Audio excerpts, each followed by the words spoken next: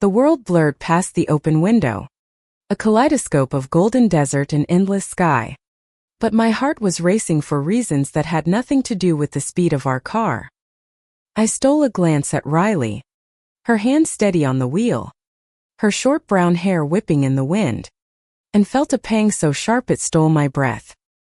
How had we ended up here? On this impulsive road trip across America, with secrets I was too afraid to speak. We'd been best friends since we were 12. Inseparable through the awkward years of braces and high school dramas in our small Ohio town.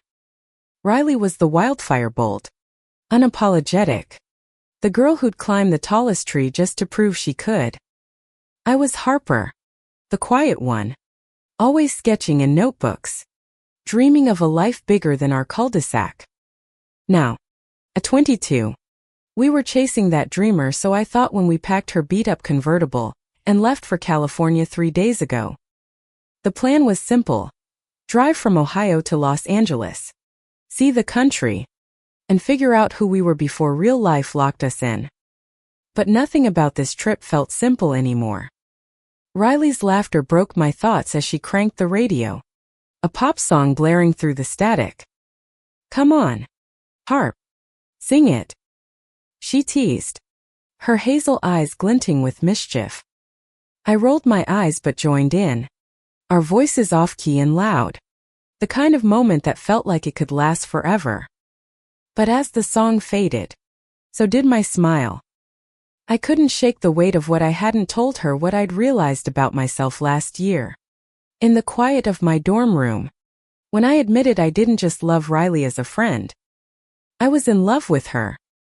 The truth had been clawing at me for months, but saying it out loud, that was a cliff I wasn't ready to jump off. Riley was straighter, at least. She'd never hinted otherwise. She dated guys, flirted effortlessly, and had a way of making everyone fall for her without trying. I was terrified that confessing would ruin us, turn our decade-long friendship into ash. So I kept it buried, letting it simmer as we drove through Indiana, Missouri, and now the endless stretch of Route 66 in Arizona. Earth to Harper. Riley's voice snapped me back. She was grinning, one hand dangling lazily over the wheel. "You're zoning out again. What's up with you?" "Nothing," I lied, forcing a smile. "Just taking it all in." She raised an eyebrow, unconvinced, but didn't push. That was Riley, perceptive but never one to pry. Instead, she pointed at a faded sign ahead. "Look, world's largest meteor crater. Wanna stop?" I nodded, grateful for the distraction. We pulled into the dusty parking lot, the late afternoon sun casting long shadows over the crater's visitor center. The place was nearly deserted, just a few tourists snapping photos of the massive hole in the earth. Riley bounded out of the car, her energy infectious, and I followed, my sketchbook tucked under my arm. "Holy crap, Harp, this thing is huge," Riley said, leaning over the railing to peer into the crater. Her flannel shirt flapped in the wind, and I caught myself staring at the way her hair caught the sunlight. God, I was hopeless. "It's like the earth got punched," I said, trying to sound normal.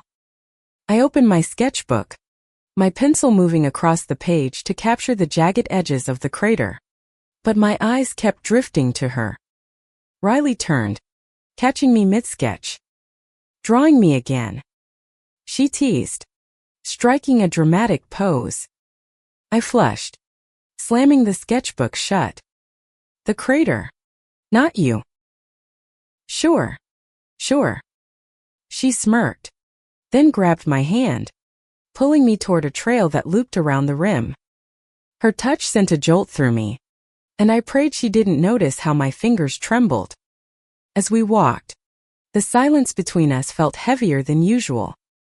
Riley was quieter too, her usual chatter replaced by a thoughtful stillness. You ever think about how some things just Change everything, she said suddenly, her voice soft. Like this crater. One moment, and boom, nothing's the same. I swallowed, my throat tight. Yeah, I managed. I think about that a lot. She looked at me then, her eyes searching mine. And for a heartbeat, I thought she might say something more. But she just smiled and turned back to the trail, leaving me to wonder if I'd imagined the spark in her gaze. That night, we camped under the stars, the desert air cool and sharp. Riley built a fire, her hands deft as she stacked the wood, and I watched her in the flickering light, my heart aching with everything I couldn't say. We roasted marshmallows, laughing when they caught fire. And for a moment, it was just us again, Harper and Riley, best friends against the world. But as we lay in our sleeping bags, the vast sky stretching above us, I felt the weight of my secret pressing down. I wanted to tell her. I needed to. But the fear of losing her was stronger than the ache of loving her in silence. Night, Harp, Riley murmured, her voice sleepy. Night, I whispered back, staring at the stars until they blurred with unshed tears. Tomorrow, we'd keep driving through New Mexico, toward California, toward whatever came next. But tonight, I was just a girl in love with her best friend, too scared to change everything. The next morning, the desert sun burned away the chill of the night, and with it, my resolve to stay silent wavered. Riley was already up, brewing coffee over the campfire, her silhouette framed against the horizon like she belonged to the wildness of this place. I watched her, my heart a tangled mess of hope and dread, knowing each mile we drove brought me closer to a breaking point. We packed up camp in comfortable silence, the kind we'd perfected over years of sleepovers and shared secrets. But this secret me love for her was a wall between us, invisible but solid. As we hit the road again, the convertible humming along Route 66, I tried to focus on the scenery, red rock formations, endless blue sky, the occasional tumbleweed skittering across the asphalt. But Riley's presence filled the car. Her laughter, her off-key humming, the way her fingers tapped the steering wheel. You're quiet today, she said, glancing at me as we passed a sign for Albuquerque. Spill it, Harp. What's eating you?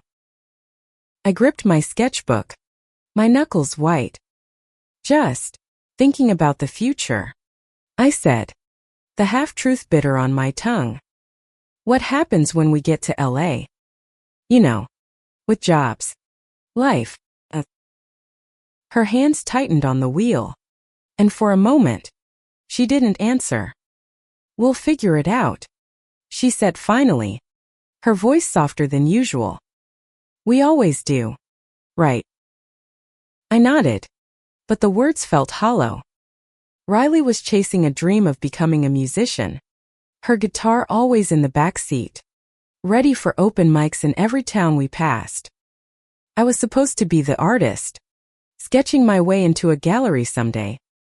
But what I really wanted was her. And that dream felt further away than California. We stopped in Albuquerque for lunch, finding a diner with neon signs and checkered floors. Riley ordered a milkshake and stole fries from my plate, her teasing grin making my chest ache. As we ate, a group of college kids at the next table started talking loudly about a pride festival happening in town that weekend. I froze, my fork halfway to my mouth, as one of them mentioned cute queer couples they'd seen at last year's event. Riley didn't seem to notice my tension. She leaned forward, curious.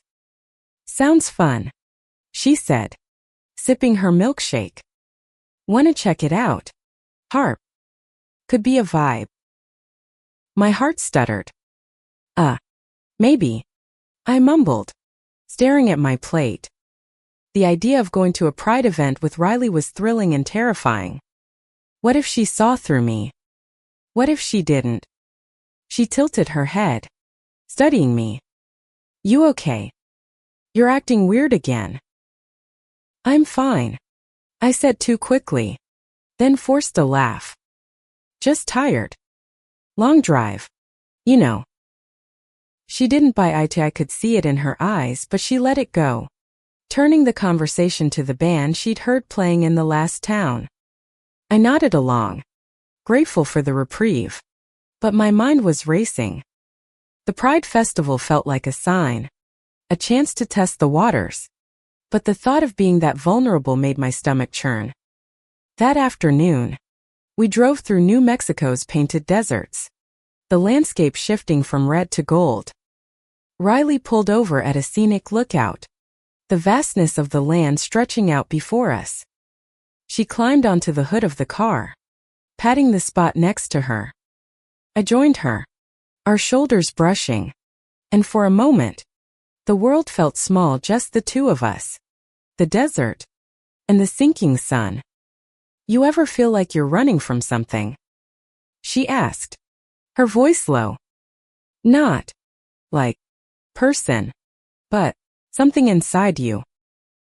I turned to her, startled. Her eyes were fixed on the horizon, but there was a vulnerability there I hadn't seen before. Yeah, I said, my voice barely above a whisper. All the time. She looked at me then, and the air between us felt charged, like the moment before a storm. Harp, if you ever need to tell me something, you know I'm here. Right. No matter what. My throat closed up. I wanted to spill everything, to tell her I loved her in a way that scared me, that I'd been carrying this secret for months. But the words stuck, trapped by fear. Instead, I nodded, managing a weak, I know. She reached for my hand, squeezing it gently, and my heart leapt into my throat. Her touch lingered a second too long, and when she pulled away, I felt the absence like a physical ache. We drove on, the silence between us heavier now, filled with things neither of us was saying. That night, we checked into a cheap motel, the kind with flickering neon signs and creaky beds. Riley flopped onto one bed, scrolling through her phone, while I sat on the other, sketching her profile in the dim light. Whatcha drawing? She asked, not looking up. Nothing, I said, too quickly, flipping the page. She laughed, tossing a pillow at me. Liar. Bet it's me again. I threw the pillow back, my face burning. In your dreams, Riley. But it was me who was dreaming off a world where I could tell her the truth and not lose her. As I lay in the dark, listening to her soft breathing across the room, I made a decision. Tomorrow, at the Pride Festival, I'd find a way to tell her. Or at least, I'd try. The Albuquerque Pride Festival was a riot of color and sound, rainbow flags fluttering against the desert sky. My heart pounded as we parked the convertible and joined the crowd, the air buzzing with music and laughter. Riley's excitement was contagious, but every step we took felt like I was walking toward a confession I wasn't ready to make. We wove through the festival, past booths selling glittery pins and handmade art. Riley bought us matching rainbow wristbands, slipping one onto my wrist with a grin. Now we're official, she said, and I laughed, but the weight of my secret made it hard to breathe. Couples walked hand in hand, men with men, women with women, and I caught myself watching them, wondering what it would be like to hold Riley's hand like that, out in the open. Check it out, Riley called, pulling me toward a stage where a drag queen was lip-syncing to a pop anthem. The crowd cheered, and Riley danced along, her energy drawing smiles from strangers. I stood frozen, my sketchbook clutched to my chest, overwhelmed by the joy around me and the fear inside. You're quiet again, Riley said later, as we sat on a curb eating tacos from a food truck. Her tone was gentle, but her eyes were sharp, like she could see right through me. I took a deep breath, the words trembling on my lips. Riley, there's something I need to. Hey, look. She interrupted, pointing at a booth across the way. They're doing free henna tattoos. Come on. I swallowed my confession, following her to the booth. The artist drew swirling patterns on Riley's hand, and when it was my turn, I chose a small heart on my wrist, right next to the rainbow band. Riley watched, her expression unreadable, and I wondered if she could hear my heart hammering. As the sun set, the festival shifted to a quieter vibe, with fairy lights strung between trees and acoustic music floating through the air. Riley led me to a grassy spot near a small stage, where a woman with a guitar sang about love and courage. The lyrics hit too close to home, and I felt tears prick my eyes. You okay, Harp? Riley asked, her voice soft. She was sitting close, her knee brushing mine. I nodded, not trusting my voice.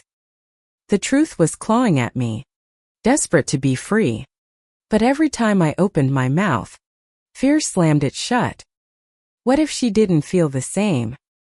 What if she pulled away, leaving me with nothing but the memory of us? The singer finished her set, and the crowd applauded. Riley turned to me, her face lit by the soft glow of the lights. This place, it's special. You know, like you can be whoever you are. And it's okay. My breath caught. Yeah, I whispered. I wish it was always like that. She looked at me, her eyes searching mine, and for a moment, I thought she might say something that would change everything. But then she smiled, bumping my shoulder with hers. Come on, let's dance. She pulled me into the crowd, where people were swaying to a slow song. Riley's hands found mine, and we moved together, clumsy but laughing. Her touch was warm, her laughter bright, and for those few minutes, I let myself pretend this was enough. But as the song ended, reality crashed back. I couldn't keep pretending, not when every touch, every glance, made my heart ache. We left the festival late, driving to a nearby campground under a sky full of stars. Riley was quiet, her usual chatter replaced by a thoughtful silence, and I wondered if she felt the shift between us too. We set up camp, the fire crackling as we sat side by side. Riley stared into the flames, her expression distant. Harp, she said finally, her voice barely above a whisper. Have you ever liked someone you weren't supposed to? My heart stopped. What do you mean? I asked, my voice shaking. She shrugged, not meeting my eyes. Just someone you're scared to tell, because it might mess everything up. I stared at her, my pulse racing. Was she talking about me? Or someone else? The possibility sent a surge of hope through me, but fear followed close behind. Yeah, I said, my voice raw. I know exactly what you mean. She looked at me then, her eyes wide and vulnerable, and for a second, I thought she might lean closer.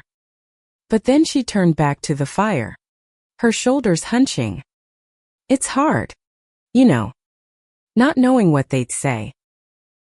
I wanted to scream that I loved her, that I'd been in love with her for months, but the words stayed locked inside. Instead, I reached for her hand, squeezing it gently. Whoever it is, I said, my voice trembling, they'd be lucky to have you. She smiled, but it didn't reach her eyes. As we crawled into our sleeping bags, the distance between us felt wider than ever, even though we were only a few feet apart. I lay awake, staring at the stars, knowing I couldn't keep running from this. Tomorrow, I'd tell her. I had to. Morning light spilled over the desert, painting the rocks in shades of gold. But the warmth couldn't touch the cold knot of fear in my chest. Today was the day I'd promised myself I'd tell Riley how I felt, no matter the cost. But as she packed up our campsite, humming softly, I felt like I was standing on the edge of a cliff, one step from falling. We hit the road again, the convertible's engine a steady hum as we crossed into Arizona's painted canyons. Riley was quieter than usual, her usual banter replaced by thoughtful glances and half-smiles. I clutched my sketchbook, my fingers tracing the heart on my wrist, the henna still dark from yesterday's festival. Every mile felt like a countdown to a moment that could break us. We stopped at a roadside diner for breakfast, the kind of place with sticky tables and coffee that tasted like burnt dreams. Riley sat across from me, her flannel sleeves rolled up, her hazel eyes catching the morning light. "You've been weird since the festival," she said, stirring sugar into her coffee. "Talk to me, Harp. What's going on?" I opened my mouth, the words "I love you" burning on my tongue, but fear choked them back. "Just thinking about stuff," I mumbled, hating how weak I sounded. She leaned forward, her gaze intense. "You're my best friend, Harper. You can tell me anything. You know that, right?" Her words were a lifeline, but they also terrified me. What if anything didn't include this? I nodded, forcing a smile, and changed the subject to the Grand Canyon, our next stop. Riley let it go, but I could feel her watching me, like she knew I was hiding something. The Grand Canyon was breathtaking, its vastness swallowing my thoughts as we stood at the edge, the wind tugging at our clothes. Riley leaned against the railing, her hair glowing in the sunlight, and I sketched her silhouette against the canyon's reds and purples. "This place makes you feel small," she said, her voice soft. "Like your problems don't matter as much." I swallowed, my pencil pausing. Some problems feel pretty big, no matter where you are. She turned to me, her expression unreadable. "Yeah. But sometimes, you just gotta say them out loud. Get it over with." My heart pounded. Was she hinting at something? Or was I reading too much into her words? I wanted to ask, to spill everything. But a group of tourists crowded in, snapping photos, and the moment slipped away. That night, we camped near the canyon, the stars brighter than I'd ever seen. Riley built a fire, and we sat close, our knees brushing. The silence between us was heavy, charged with unspoken words. I knew I couldn't wait any longer. "Riley," I started, my voice trembling. "There's something I need to tell you." She looked at me, her eyes wide in the firelight. "Okay," she said softly. "I'm listening." I took a deep breath, my hands shaking. I'm not straight. I'm a lesbian." And I faltered, the words catching in my throat. "I'm in love with you. I have been for a while." The world seemed to stop. Riley's face went still, her eyes searching mine, and for a moment, I thought I'd ruined everything. Then she reached for my hand, her fingers warm against mine. "Harp," she said, her voice barely above a whisper. I don't know what to say." My heart sank, but before I could pull away, she squeezed my hand tighter. I've never thought about girls like that. But I care about you. More than anyone." Her words were a lifeline and a knife all at once. "You don't have to say anything," I said quickly, my voice cracking. "I just needed you to know." She nodded, her eyes glistening. "I'm glad you told me," she said. I need time, okay, to figure out what this means." I nodded, tears burning my eyes. We sat in silence, the fire crackling between us, and I felt both lighter and heavier than ever. I'd said it. The truth was out. But what came next was a mystery, and the uncertainty terrified me. As we crawled into our sleeping bags, Riley reached across the space between us, her hand finding mine in the dark. "We're still us. Harp," she whispered. "No matter what." I held on to her words, clinging to the hope that she was right. But as I stared at the stars, I couldn't shake the fear that I'd just changed everything and not for the better. The morning after my confession, the air between us was fragile, like a glass sculpture waiting to shatter. Riley was quieter as we packed up, her usual energy muted, and I couldn't tell if it was because of me or something else. I kept my eyes on the road as we drove toward California, the weight of last night's words hanging heavy in the car. We stopped at a gas station in a dusty Arizona town, the kind with one pump and a clerk who barely looked up from his phone. Riley filled the tank while I leaned against the car, sketching the horizon to keep my hands busy. "You're good at that," she said suddenly, nodding at my sketchbook. "Always have been." I managed a small smile. "Thanks." But her compliment felt distant, like she was reaching for normalcy and missing. As we drove on, the silence grew unbearable. Finally, I couldn't take it. "Riley, can we talk about last night?" She glanced at me, her hands tightening on the wheel. "Yeah," she said, her voice careful. "I've been thinking about it." My heart raced. "And?" She sighed, pulling over to a rest stop overlooking a canyon. "Harp, you're my best friend. You're everything to me. But I've never thought about being with a girl. It's a lot to process." I nodded, my throat tight. "I get it. I didn't want to keep it from you anymore." She reached for my hand, her touch gentle but hesitant. "I'm not mad or anything. I just need time to figure out how I feel. Is that okay?" "Of course," I said, though my heart ached. Time was the one thing I wasn't sure I could give her, not when every moment felt like it was tearing me apart. We drove on, stopping at a small town for lunch.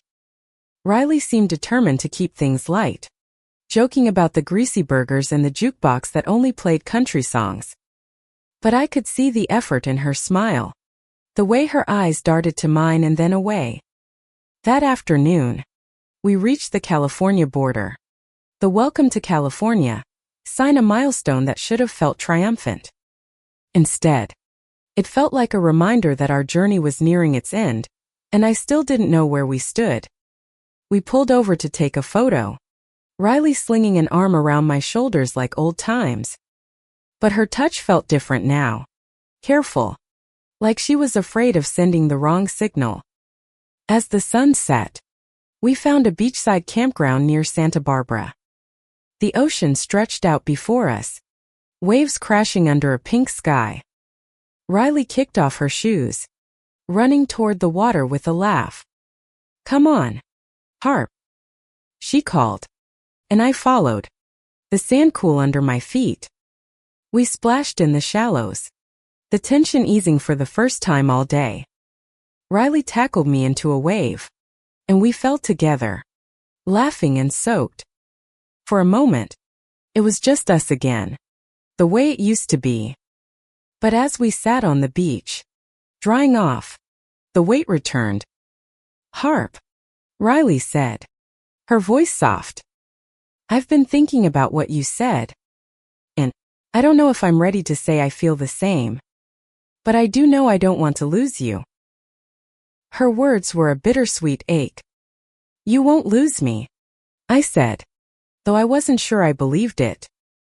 "No matter what." She looked at me, her eyes glistening in the fading light. "Promise." "Promise," I whispered, my heart breaking and healing all at once. That night, we sat by the campfire, the ocean's rhythm a steady backdrop. Riley pulled out her guitar, strumming a soft melody she'd been working on. The notes were raw, full of longing, and I wondered if they were for me or for the person she was still figuring out how to be. As we lay in our sleeping bags, the stars above us, I felt a flicker of hope. Maybe she didn't love me the way I loved her, not yet. But she hadn't run. She was still here. And for now, that was enough. The California coast unfolded before us, a ribbon of cliffs and ocean that felt like the edge of the world. Riley's mood had lightened, her laughter filling the car as we drove toward Los Angeles. But I couldn't shake the uncertainty between us. My confession had changed something, and I wasn't sure if we'd ever find our way back to the ease we'd once hated or if we'd find something new. We stopped in Malibu for lunch, sharing fish tacos at a seaside cafe. Riley was all smiles, snapping selfies with the ocean behind us. But I caught the moments when her gaze lingered on me, thoughtful and searching. "You're gonna love LA," she said, her voice bright. "We'll find you a gallery. Harp. Your sketches are too good to stay in that notebook." I blushed, grateful for her faith in me. "And you'll find a stage," I said. "Your songs deserve to be heard." Her smile faltered, just for a second. "Yeah," she said softly. "I hope so." The closer we got to LA, the more I felt the weight of our journey's end. What would happen when the road trip was over? Would we drift apart, our lives pulling us in different directions? Or would Riley find a way to meet me where I was, in the messy, terrifying space of my feelings? That evening, we reached a small beach town just outside LA. The air was warm, the sky streaked with purple and gold. Riley suggested a walk along the shore, and we wandered barefoot, the waves lapping at our feet. She was quieter now, her hands stuffed in her pockets, and I could feel the question hanging between us. "Harp," she said finally, stopping to face me. The wind tugged at her hair, and her eyes were bright with something I couldn't name. "I've been thinking a lot about what you said. About you being in love with me." My heart stopped. "Okay," I said, my voice barely audible over the waves. She took a deep breath, her hands fidgeting. "I don't know if I'm like you. I've never thought about girls that way. But when you told me, it made me realize something. I care about you more than I've ever cared about anyone. And I'm scared, because I don't know what that means." I stared at her, my chest tight. "Riley, you don't have to figure it out right now. I just needed you to know how I feel." She shook her head, stepping closer. "But I want to figure it out. Because losing you isn't an option. Harp. It's just not." Before I could respond, she closed the distance between us, her hand brushing my cheek. Then, hesitantly, she leaned in and kissed me. It was soft, tentative, like she was testing the waters of her own heart. My world tilted, the sound of the waves fading as I kissed her back, my hands finding hers. When we pulled apart, her eyes were wide, her breath uneven. "Was that okay?" she whispered. I nodded, tears spilling down my cheeks. "More than okay." She laughed, a nervous, shaky sound, and pulled me into a hug.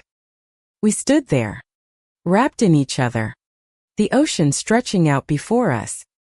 I didn't know what this meant for us, but for the first time, I felt like we were moving toward something together, not apart.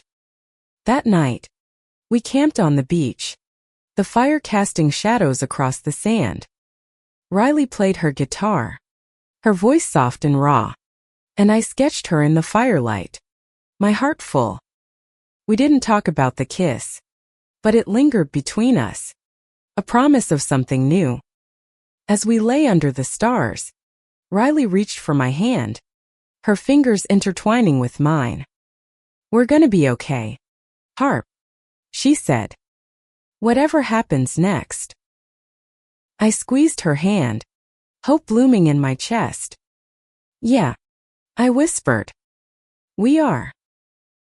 Los Angeles greeted us with a sprawl of lights and chaos, the city buzzing with possibility and uncertainty. Riley and I had crossed a line on that beach, and though the kiss lingered in every glance, every touch, we hadn't defined it. Part of me was terrified to ask what it meant, but another part, the part that had loved her for so long, was willing to wait.